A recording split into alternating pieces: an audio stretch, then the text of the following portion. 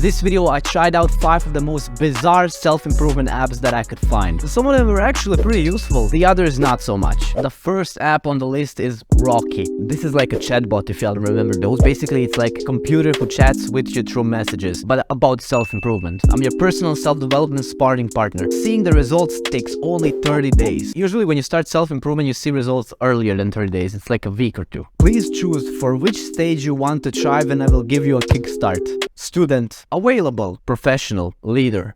I guess I'm a leader. And then it asked me to give a name, and here, but I didn't write this. This was here when I opened the app, Padawan, for some reason. So I changed my name. I have to write something personal, so like Hamza fan XOXO. So let's say, good afternoon Hamza fan XOXO. Let's start the first chat. Okay, basically I had a chat with a chatbot. It's not perfect, doesn't have the best English, but it seems like a cool idea, like a chatbot that can guide you to a self-improvement process. I would give it a 3 out of 5. The next app I have on my list is called Now and Me. It gave me a list of like self-improvement coaches and the amount of money I need to pay for each coach. So it's like basically therapy. You get to chat with a real person, a real coach. And the best thing is they have one free chat with each one of them. So I decided to start a chat, and let me tell you how it went. So here I asked hello, I asked like, are you a real person or a bot? She said she's real, so I guess she's real. She said she's a life coach, so I decided to hit her with the heavy question. Is watching adult videos healthy or unhealthy? Of course I had a typo, but whatever. And her answer honestly surprised me. Listen to this.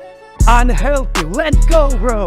Somebody knows what they are talking about. I said, let's go, good answer, I agree. How does one stop watching it? And she said, ask yourself, why are you watching these videos in the first place? And that's great advice. I definitely recommend that. Hey, it's me from the future. I forgot to mention, ask yourself this in a journal. So not just words, write about it. So just because she said adult videos are bad, which I absolutely agree on, I'm going to give this app a 5 out of 5 stars just because of that. And honestly, I mean, why not try this? It has like free chats with a person who's supposedly a life coach. The next app I have on the list, and I'm going to make this quick because this app is really simple, PunchB. This is just like a really simple concept. You have like a green button, a red button, and a text box.